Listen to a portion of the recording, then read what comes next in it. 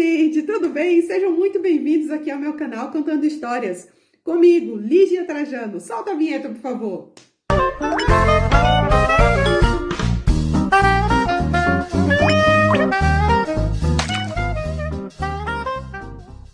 Gente, muito feliz em tê-los aqui. Espero que vocês aproveitem muito o conteúdo. Hoje nós vamos falar de um assunto que eu particularmente adoro, que é o iluminismo. E por que eu gosto tanto desse assunto? Primeiro, porque ele é um assunto muito simples, ele é muito fácil, é pequeno e ele é mega importante para a história do mundo.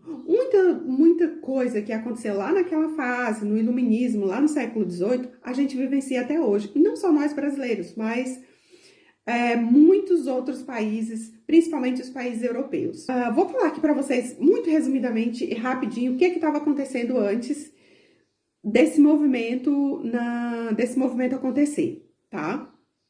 Era assim, praticamente todos os países da Europa naquela época, eles viviam sob o regime absolutista. O que era o regime absolutista? Era aquele onde o rei concentrava praticamente todos os poderes ali nas mãos. O rei podia tudo, né? Todas as leis ali estavam na mão do rei. E a igreja, ela ditava as regras sociais, como o que era certo, o que era errado. E a igreja participava muito dessa época, e tudo baseado ali nos preceitos bíblicos. E o rei era rei porque era um escolhido de Deus, e assim sucessivamente. E eles viviam nessa época numa sociedade estamental. Era uma sociedade onde as pessoas não tinham oportunidade de mudar, de migrar de classe social. Aquela pessoa que nascia pobre, ela continuava pobre, os burgueses continuavam burgueses, o rei a nobreza era a nobreza e eles iam continuar nobres a vida inteira. E assim sucessivamente. Basicamente, era isso que acontecia nessa época aí.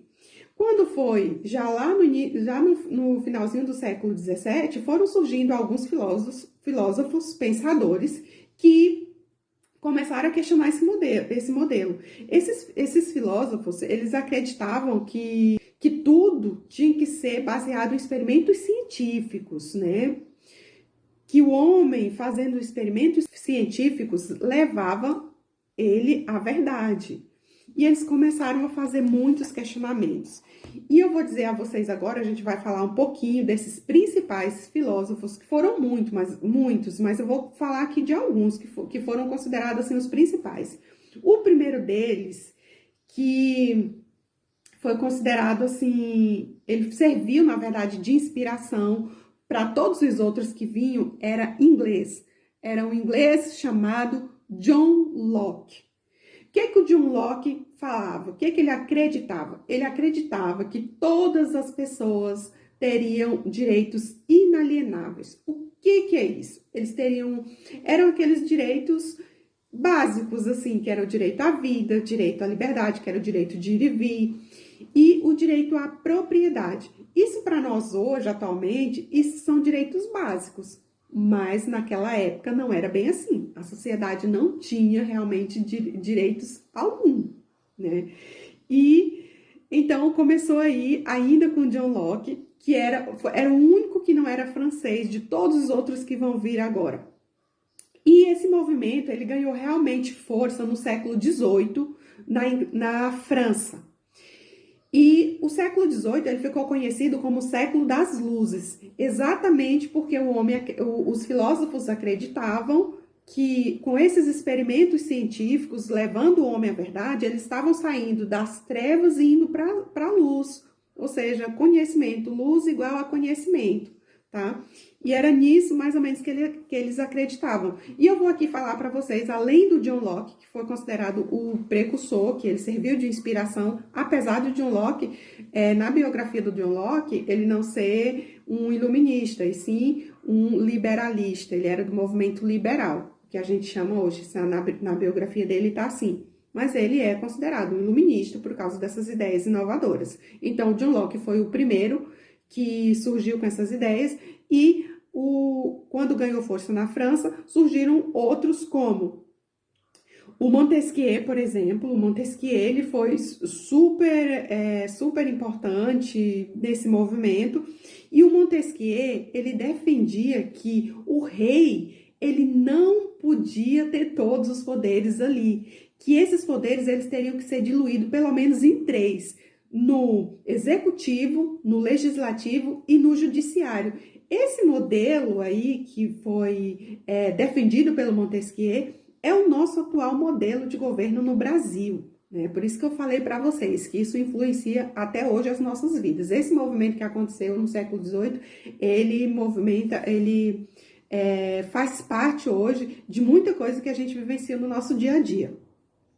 Tem um terceiro aí que também foi super importante, que foi o Voltaire, que ele defendia muito a liberdade de expressão. Hoje a gente fala muito a respeito disso, de liberdade de expressão, qual é o limite da liberdade de expressão, mas isso foi uma conquista lá do século XVIII, que depois dessas ideias todas, elas foram implantadas, muitas delas foram implantadas já na Revolução Francesa, mas isso é um assunto para outro vídeo.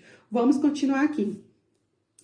E depois nós tínhamos aqui um quarto, porém não menos importante, que foi o Jean-Jacques Rousseau, que ele defendia principalmente, o Jean-Jacques Rousseau, ele defendia principalmente que o povo, ele teria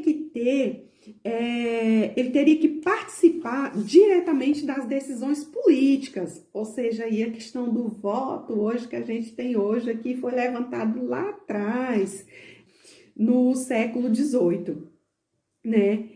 E ele também dizia que ele acreditava que o homem, ele nascia bom e ele se corrompia aí com o tempo, com o meio que ele vivia. Porque eu acho que ele não tá tão, minha opinião, acho que ele não tá tão errado assim. Eu acho que é bem isso.